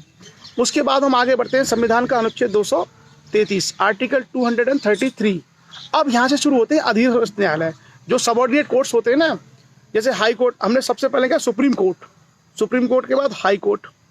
तो सुप्रीम कोर्ट भारत का पूरे का एक है। हाई कोर्ट जो है हमने देखा कि हाई कोर्ट राज्यों में है और कुछ हाई कोर्ट्स ऐसे हैं जो कई राज्यों के हैं। तो पहले सुप्रीम कोर्ट, उसके बाद न्याय व्यवस्था में पहले सुप्रीम कोर्ट, उसके बाद आया हाई कोर्ट, अब आया सबऑर्डिनेट कोर्ट। तो हम लोग क्रम से पढ़ रहे हैं और अब हम बात करेंगे सबऑर्डिनेट कोर्ट क्या होते हैं, यानी अधीनस्थ न्यायालय। आप सब लोगों ने देखा होगा कई बार आपके कोर्स चलते हैं जिला न्यायालय पर, जहाँ पे आप देखते हो डिस्ट्रिक्ट जज होता है या चीफ जुडिशियल मजिस्ट्रेट होता है, CJM होता है, इस तरह के न्याय या एडिशनल डिस्ट्रिक्ट जज होता है एडीजे, ये सब आपने नाम सुने होंगे। ये सारी की सारी चीज़ें आपने सुनी होंगी। एडीजे है, डिस्ट्रिक्ट जज है, सीजीएम है, सीजीएम कोर्ट है, एसडीएम कोर्ट है, ये सब आपने सुने होंगे। तो अब हम लोग अधीनस्थ न्यायालयों की चर्चा करेंगे और केवल न्यायिक अधिकारियों की। जैसे एसडीएम जो कोर्ट है, एसडीएम बेसिकली अर्ध न्यायिक है, वो प्रशासनिक अधिकारी भी है। तो हम प्रशासनिक अधिकारियों की बात नहीं करेंगे, एसडीएम डीएम इनकी बात नहीं करेंगे। हम लोग बात करेंगे जैसे सिविल जज, जैसे सीजीएम, जैसे एडीजे, जैसे डिस्ट्रिक्ट जज। ये जो सारे जुडिशरी के जो पार्ट्स हैं, ये सारे के सारे लोग होते हैं सबऑर्डिनेट जजेज, यानी अधीनस्थ न्यायालय। और अधीनस्थ न्यायालयों के बारे में हम चर्चा करेंगे। संविधान का अनुच्छेद 233 आर्टिकल 203 से इसकी शुरुआत होती है और उसमें सबसे पहला दिया है जिला न्यायाधीशों की नियुक्ति। तो जिला न्यायाधीशों की जो नियुक्ति है वो राज्यपाल के द्वारा की जाती है और राज्यपाल उच्च न्यायालय से परामर्श करने के बाद जिला न्यायाधीशों की नियुक्ति करते हैं। तो अब आपको सवाल ये उठता है कि ये जिला न्यायाधीश बनते कैसे हैं। मैं आपको यूपी के एग्जाम्पल से बता दूं। उत्तर प्रदेश में जज बनने के लिए 2 परीक्षाएं होती हैं। सबऑर्डिनेट जज बनने के लिए क्या 2 परीक्षाएं होती हैं? एक परीक्षा होती है पीसीएस-जे, इसको हम लोग बोलते हैं पीसीएस-जे। यूपी में पीसीएस-जे के माध्यम से लोग जज बनते हैं। और एक होती है हायर जुडिशियल सर्विस यूपी में, जिसमें एक्सपीरियंस लोग, वकील इत्यादि जो काफ़ी समय से प्रैक्टिस कर रहे हैं, वो लोग उस परीक्षा के माध्यम से हायर लेवल पर जज बनते हैं। वो हायर जुडिशरी का पार्ट होता है। तो पीसीएस-जे के माध्यम से जो लोग जज बनते हैं वो लोअर, और हायर जुडिशरी के माध्यम से थोड़ा उससे ऊपर जज बनते हैं। ये 2 परीक्षाएं होती हैं और ये दोनों ही कॉम्पिटिशन एग्जाम्स होते हैं। खास करके पीसीएस-जे का प्रॉपर फॉर्मेट है, जैसे पीसीएस या आईएएस के लिए परीक्षा होती है, प्रीलिम्स, मेंस, उसी तरीके से उनकी परीक्षाएं होती हैं। और लॉ के क्वेश्चंस, जीके के क्वेश्चंस पूछे जाते हैं, इंटरव्यू होते हैं, उसके बाद उनका सिलेक्शन होता है। और पहली पोस्टिंग के रूप में आमतौर पर लोग वहाँ पर बनते हैं सिविल जज बनते हैं। और उसके बाद धीरे धीरे प्रमोशन होकर के सिविल जज से फिर एडीजे बनते हैं, सीजीएम बनते हैं, फिर डिस्ट्रिक्ट जज बनते हैं। ये पूरा का पूरा प्रमोशन का चैनल है। क्लियर? तो ये है भर्ती प्रक्रिया जो लोकसेवा आयोग के माध्यम से ही होती है। जो कमीशन होते हैं, पब्लिक सर्विस कमीशन, उनके माध्यम से होती है। हरियाणा में हरियाणा की होती है, यूपी में यूपी की होती है, छत्तीसगढ़ का छत्तीसगढ़ लेता है, मध्य प्रदेश का मध्य प्रदेश लेता है। तो ये जो जुडिशियल जो भर्ती प्रक्रिया है, इसकी एक खासियत ये होती है कि जैसे मान लीजिए आप डिस्ट्रिक्ट जज बन गए अलीगढ़ के, तो अलीगढ़ के डिस्ट्रिक्ट जज बन के आप आगे चल करके अगर लगता है तो आपको हरियाणा या पंजाब या फिर आपको महाराष्ट्र में किसी हाईकोर्ट का जज बनाया जा सकता है। ठीक है? लेकिन अगर आप पीसीएस में आप एसडीएम बन गए, पीसीएस में यदि आप एसडीएम बन गए तो एसडीएम प्रमोट होकर आप डीएम बन सकते हैं, आप कुछ भी बन सकते हैं, लेकिन आप अपने प्रदेश के बाहर नहीं जा सकते। मतलब आप अपने स्टेट में ही रहेंगे। आप अगर पीसीएस अधिकारी बन के आप एसडीएम बनते हैं तो प्रमोट होकर के आप एडीएम बनेंगे, सीडीओ बनेंगे, आप डीएम बनेंगे, हो सकता है आप स्पेशल सेक्रेटरी, आप सेक्रेटरी तक पहुंच जाएं सरकार में, लेकिन आप अपने प्रदेश से बाहर नहीं जा सकते, आप उसी में रहेंगे। लेकिन जजों के लिए फ़ायदा है कि आप उत्तर प्रदेश जो पीसीएस-जे है उसकी परीक्षा पास करके आप जज बने, और जज बनते बनते आप डिस्ट्रिक्ट जज तक प्रमोट हो गए, और बाद में हो सकता है किसी दूसरे प्रदेश के हाईकोर्ट का भी आपको जज बना दिया जाए। तो ये वहाँ पर इस परीक्षा का एक फ़ायदा है। और दूसरा क्या है कि जो पीसीएस-जे और हायर जुडिशियल सर्विसेज हैं, इसकी एक खासियत ये है कि जब हम आईएएस वगैरह की तैयारी करते हैं तो आईएएस वगैरह में की तैयारी में हमें बहुत ज़्यादा अलग अलग सब्जेक्ट पढ़ने होते हैं। जैसे आपको हिस्ट्री पढ़नी है आईएएस में, पॉलिटिकल साइंस पढ़नी है, इकोनॉमिक्स पढ़नी है, ज्योग्राफी पढ़नी है, करंट अफेयर्स पढ़ना है, साइंस एंड टेक्नोलॉजी पढ़ना है, अपना सब्जेक्ट पढ़ना है, और दुनिया भर की जो चीज़ें हैं जो आप कल्पना कर सकते हो वो सबको आपको पढ़नी होती है आईएएस में। तो आईएएस का जो परीक्षा है, प्रणाली है, वो थोड़ा सा जटिल और थोड़ी सी बड़ी है। उसमें सिलेबस में बहुत ज़्यादा चीज़ें होती हैं। लेकिन आप अगर जे देखें, पीसीएस-जे, तो पीसीएस-जे में लॉ पूछा जाता है, बस लॉ और थोड़ा सा जीके, और बाकी कुछ है नहीं। तो कम जो है चीज़ें को, लेकिन उसमें डेप्थ में आपको पता होनी चाहिए।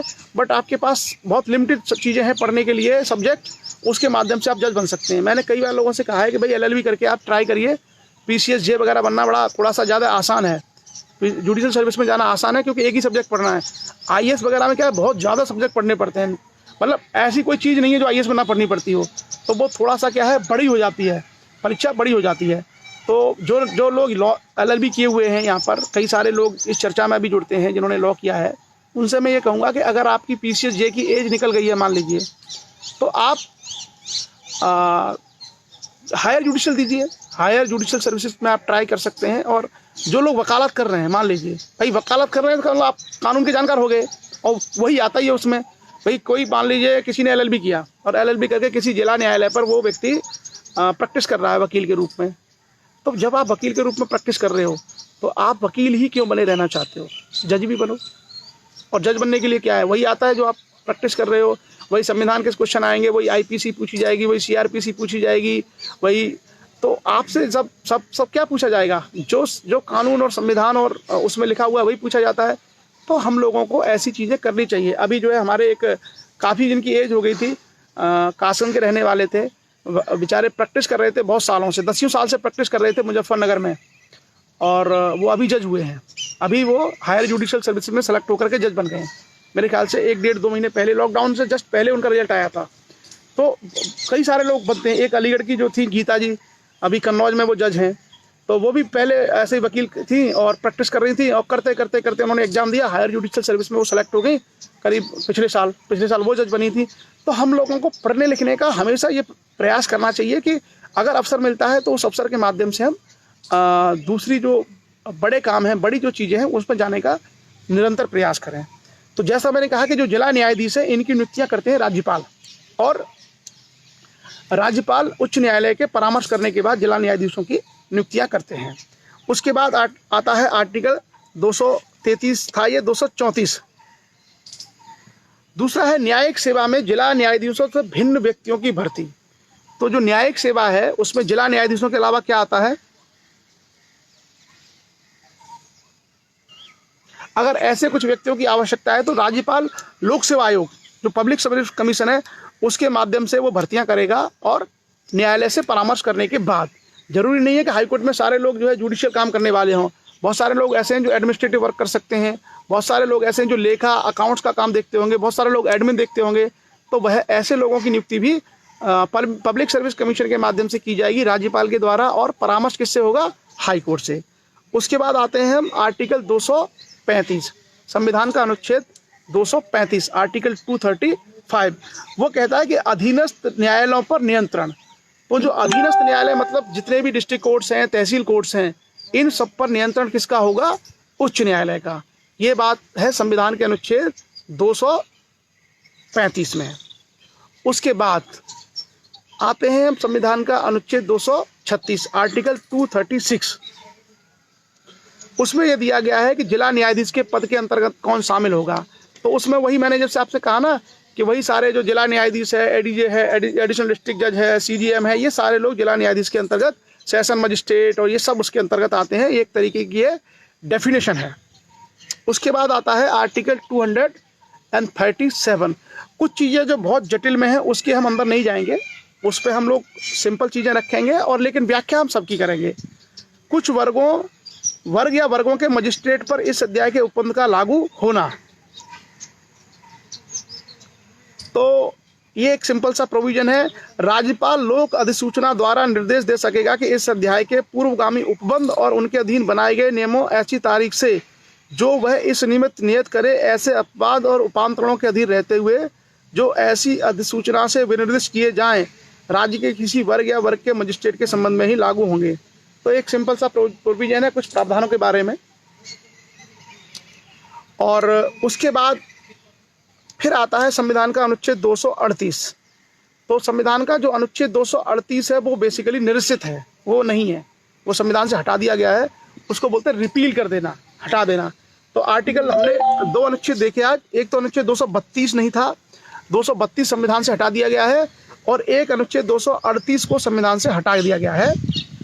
पहले मूल में क्या था वो हम लोग देखेंगे, अब उसकी आवश्यकता है ही नहीं क्योंकि संविधान में वो अब है नहीं।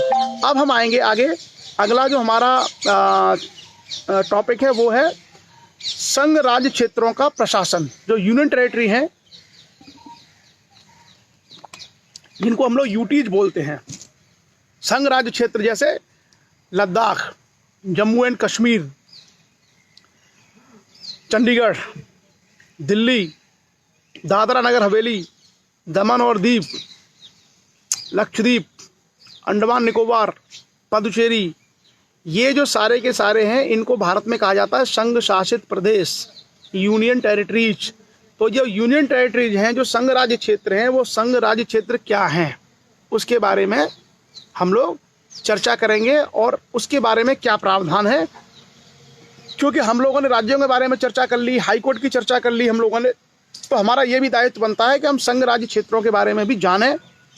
और संघ राज्य क्षेत्र है संविधान का भाग 8 है ये संविधान का। भाग 7 में कुछ था नहीं, भाग 8 में है संघ राज्य क्षेत्र। और अब इसमें क्या क्या प्रोविजन है, सबसे पहले इसमें आर्टिकल 239 है, संविधान का अनुच्छेद 239, आर्टिकल 239। उसमें क्या लिखा है, संघ राज्य क्षेत्रों का प्रशासन। तो आप लोगों ने देखा होगा, दिल्ली को लेकर के काफ़ी आपको समझ में आता होगा कि दिल्ली में लेफ्टिनेंट गवर्नर भी है, दिल्ली में केजरीवाल जी सीएम भी हैं, कुछ सुना होगा आपने। पांडिचेरी के बारे में आपको बहुत जानकारी नहीं होगी, वहाँ भी विधानसभा होती है, सीएम और ये होते हैं। अंडमान निकोबार का आपको आइडिया नहीं होगा कि वहाँ का प्रशासन कैसे चलता है। लक्षद्वीप का भी आपको आइडिया नहीं होगा। तो बहुत सारे जो केंद्र शासित प्रदेश हैं उसकी जानकारी आपको नहीं होगी कि ये क्या होते हैं, इनका प्रशासन कैसे चलता है। तो सबसे पहले क्या है, संघ राज्य क्षेत्रों का प्रशासन। तो जो भी संघ राज्य क्षेत्र हैं, जब तक संसद कोई विधि नहीं बना दे तब तक उनका प्रशासन राष्ट्रपति के माध्यम से किया जाएगा। और जो उनका प्रशासन करेगा वो व्यक्ति राष्ट्रपति के द्वारा नियुक्त होगा। उसको आमतौर पर भारत में 3 तरह के पद हैं, एक लेफ्टिनेंट गवर्नर है, एक प्रशासक है एडमिनिस्ट्रेटर, और एक शायद विशेष अधिकारी। इस तरह की पोस्ट क्रिएट की जाती है, राष्ट्रपति के माध्यम से उसकी नियुक्ति होती है, जो संघ राज्य क्षेत्रों का सर्वोच्च अधिकारी होता है। क्लियर।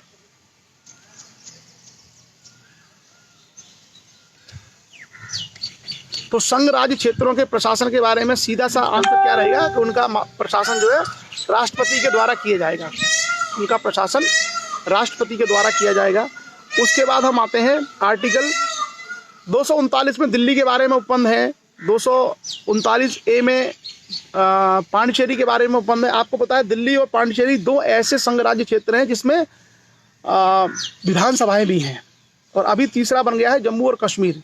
जम्मू और कश्मीर पहले राज्य था, अब जम्मू कश्मीर में 370 हटा करके उसको एक संघ शासित प्रदेश बनाया गया है और जम्मू कश्मीर को 2 भागों में बांट दिया है। एक संघ शासित प्रदेश है जम्मू एंड कश्मीर और दूसरा है लद्दाख। तो जो जम्मू कश्मीर वाला हिस्सा है उसमें विधानसभा होगी, उसका निर्धारण बाद में होगा कितने मेंबर्स होंगे। और इसी तरीके से पांडिचेरी और दिल्ली 2 ऐसे संघ शासित प्रदेश है जिसमें विधानसभाएं होती हैं। तो इनमें राष्ट्रपति के द्वारा जो नियुक्त व्यक्ति है, जैसे दिल्ली में उपराज्यपाल, उसके अलावा यहाँ विधानसभाओं के माध्यम से मुख्यमंत्री भी होते हैं। लेकिन जैसे दिल्ली का मुख्यमंत्री है तो मुख्यमंत्री की नियुक्ति राज्यपाल नहीं करेंगे, मुख्यमंत्री की नियुक्ति कौन करेंगे, राष्ट्रपति। दिल्ली में जो मुख्यमंत्री की नियुक्ति होती है वो राष्ट्रपति के द्वारा की जाती है। शपथ भले ही उनको राज्यपाल दिलाएं, उपराज्यपाल, लेकिन जो नियुक्ति होगी वो राष्ट्रपति के माध्यम से होगी। ये स्पेशल प्रोविजन है दिल्ली के बारे में। बाकी विधानसभा के प्रोविजन सेम है, जिस तरीके कार्य प्रणाली है जिसकी हम लोग चर्चा कर चुके हैं। आगे हम लोग आएंगे और आगे हम लोग करेंगे बात आर्टिकल 240, संविधान के अनुच्छेद 239 के बाद 239 में कई और सारे प्रावधान हैं, लेकिन उसके अंदर हम लोग चर्चा में इसलिए नहीं जा रहे हैं क्योंकि फिर वो चीज़ें आपके बहुत काम की भी नहीं है और वो केवल विद्यार्थियों के मतलब की हैं, वो बहुत ज़्यादा अंदर डेप्थ में है। कुछ संघ राज्य क्षेत्रों के लिए विनियम बनाने की राष्ट्रपति की शक्ति। तो जो संघ राज्य क्षेत्र है जैसे अंडमान निकोबार, लक्षद्वीप, दादरा नगर हवेली, दमन दीप, पांडिचेरी, इन सब के लिए जो नियम बनाने की शक्ति है, इनको रेगुलेट करने की जो पावर है वो भारत के राष्ट्रपति के पास है। ये आर्टिकल 240 में है। और उसके बाद 41 संविधान का 41 जो ये कहता है कि संघ राज्य क्षेत्रों के लिए उच्च न्यायालय। हम अभी कुछ समय पहले ही उच्च न्यायालय की चर्चा कर ही रहे थे। तो उसमें क्या है कि संसद विधि द्वारा किसी संघ राज्य क्षेत्र के लिए उच्च न्यायालय गठित कर सकेगी। जैसे आपको पता दिल्ली का उच्च न्यायालय है, दिल्ली का अपना सेपरेट उच्च न्यायालय है, जबकि दिल्ली राज्य नहीं है। एक तरीके से दिल्ली संघ शासित प्रदेश है, यूनियन टेरिटरी है, लेकिन उसका उच्च न्यायालय है। तो कोई भी संसद विधि के माध्यम से संघ शासित प्रदेश के लिए उच्च न्यायालय का गठन कर सकेगी, या किसी राज्य क्षेत्र को किसी दूसरे राज्य, किसी संघ राज्य क्षेत्र को किसी प्रदेश के किसी उच्च न्यायालय के अधीन उसको कर सकेगी। जैसे आपने देखा ना कि जो आपका चेन्नई हाई कोर्ट है, पांडिचेरी उसके अधीन आता है, वो आपका किसके अधीन आता है? कोलकाता हाई कोर्ट के अधीन आता है।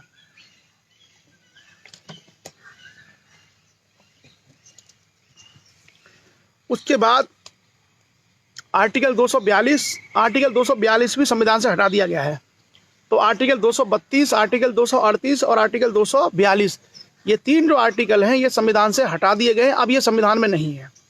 232, 238 एंड 242, सो ये 3 आर्टिकल संविधान में नहीं है।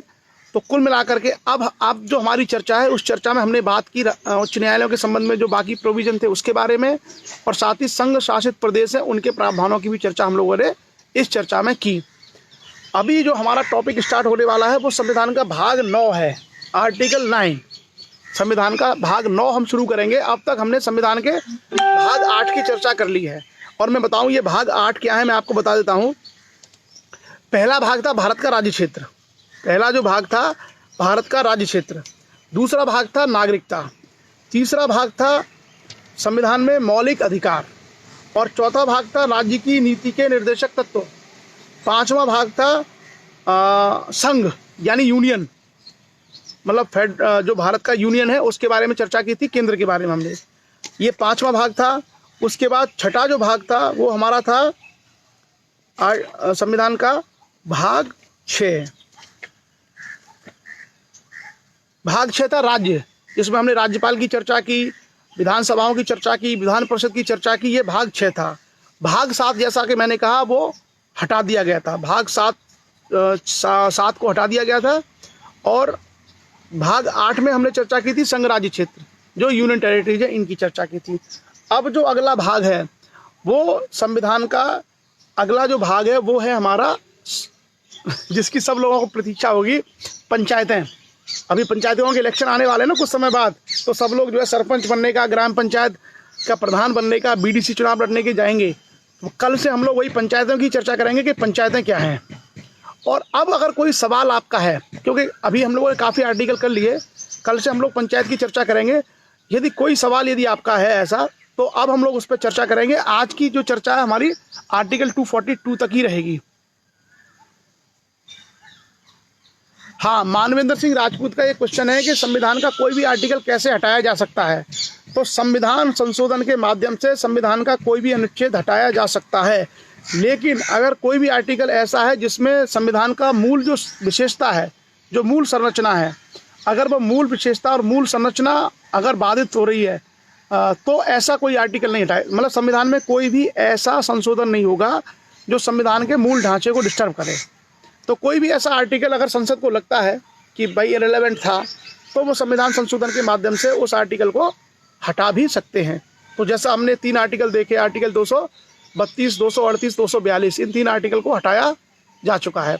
कोई और यदि सवाल आपका रहता है तो आप कोई सवाल पूछ सकते हैं।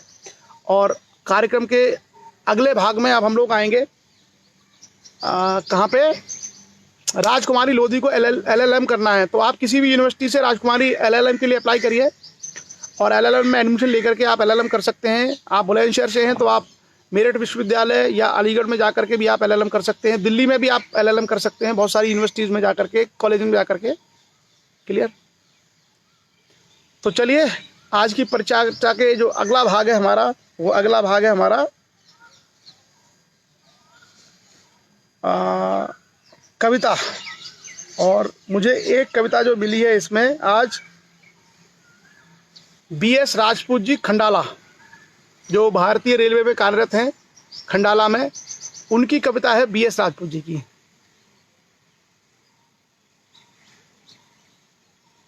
जो लोग निरसित अनुच्छेद को पढ़ना चाहते हैं वो मूल संविधान की कॉपी देखनी पड़ेगी कहीं से, उसके बारे में हमें जानकारी करनी पड़ेगी। किसी भी, देखो, राज्य का निर्माण करना, किसी भी, जैसे हमने शुरू में बात की थी, राज्य को बनाना, राज्य का, नए राज्य का निर्माण करना, वो किसका कार्य है? संसद का। संसद किसी भी राज्य को बना सकती है। क्लियर? पूरन सिंह पटेल साहब एक जानकारी दे रहे हैं कि जो क्लैट परीक्षा है इसके फॉर्म भरने की अंतिम तिथि है तो जिन लोगों को क्लेट परीक्षा पास करके लॉ इत्यादि करना है, वो लोग क्लेट का फॉर्म अप्लाई कर सकते हैं अभी भी, जिनको लॉ में इंटरेस्ट है, और वो लॉ की परीक्षा दे सकते हैं। 25 तारीख उसकी अंतिम तिथि है, तो आज 24 तारीख है, और आप चाहें तो वो परीक्षा दे सकते हैं और फॉर्म अप्लाई कर सकते हैं, जिनको करना है आगे, जिनका इंटरेस्ट है। ठीक। रविंद्र सिंह राजपूत का जो क्वेश्चन है कि कोई भी ऐसा संशोधन जो संविधान के मूल ढांचे के खिलाफ है, वो नहीं किया जा सकता, वो संविधान में नहीं किया जा सकता। क्लियर? तो चलिए कविता की तरफ आते हैं साहब। गुड। बाकी आप लोग जानकारी शेयर करते रहिए। तो BS राजपूत जी है, खंडाला में स्टेशन प्रबंधक हैं, स्टेशन मैनेजर खंडाला, महाराष्ट्र में। तो उनकी कविता है, और उनकी कविता हम आपके बीच में रखेंगे। कविता है खुशहाल भारत। खुशहाल भारत, ये कविता उन्होंने 22 अप्रैल 2020 को लिखी थी। अभी 22 अप्रैल का मतलब है अभी 2 दिन पहले, परसों। उस कविता को हम आपके बीच में रखेंगे। और आज का हमारा जो सत्र है 8:52 हुए हैं, तो हमारा जो समय है वो भी लगभग पूरा हो गया है। बहुत सारे लोग जो है पंचायत चुनावों पर टकटकी लगा के बैठे हुए हैं। देखिए एक कमेंट आ गया गीतम राजपूत जी का, वो कह रहे हैं कि सर मुझे पंचायत का चुनाव लड़ना है। ये जो अशोक, ये मुझे समझ में नहीं आ रहा, शायद गुजराती है या ये कौन सी भाषा है गीतम राजपूत जी के बाद, तो उनकी भाषा हमको समझ में नहीं आ रही है। अगर किसी, शायद या तो गुजराती है या मराठी, आप अगर हिंदी है सब लोग समझ पाएंगे आपका कमेंट। लोधी सूरज राजपूत, सूरज राजपूत ने कहा आर्टिकल 231 रिपीट कर दीजिए। मैं आर्टिकल 231 आपको रिपीट कर देता हूं। और आर्टिकल 231 में 231 तो हमने कल किया था वैसे, लेकिन फिर भी मैं रिपीट कर देता हूं। क्या है उसमें? हाँ, आज ही था। उसमें यह था कि 2 या 2 से अधिक राज्यों के लिए एक उच्च न्यायालय भी संसद बना सकती है। 231 सिंपल है। जैसे मान लीजिए यूपी का एक अलग हाई कोर्ट है, महाराष्ट्र का हाई कोर्ट है, मध्य प्रदेश का हाई कोर्ट है, लेकिन ऐसा भी हो सकता है 2 राज्यों के लिए एक ही हाई कोर्ट बना दे। जैसे पंजाब और हरियाणा का एक ही हाई कोर्ट है, पंजाब और हरियाणा के लिए केवल एक ही हाई कोर्ट है। तो ये संसद के पास शक्ति है कि संसद चाहे तो 2 राज्यों के लिए भी एक ही हाई कोर्ट बना सकती है। तो मुझे लगता है अब हम लोग कविता पाठ की तरफ बढ़ते हैं, और आप सब लोग एक छोटी सी कविता जो हमारे बीच में राजपूत साहब ने भेजी है खंडाला से, उसको सुनिए, और उसके बाद हम अपने इस सेशन को समाप्त करेंगे। कविता है, अभी ही है, कल की लिखी है, कल ही वो कविता लिखी है। और कविता क्या है? मंजिलों की बात। ये कविता है खुशहाल भारत, इसका टाइटल उन्होंने दिया है खुशहाल भारत। खुशहाल भारत। कविता क्या है? मंजिलों की बात, मंजिलों की बात हम मंजिलों पर कर लेंगे, मंजिलों की बात हम मंजिलों पर कर लेंगे, अभी तो हमें चट्टानों में रास्ता बनाना है। मंजिलों की बात हम मंजिलों पर कर लेंगे, अभी तो हमें चट्टानों में रास्ता बनाना है।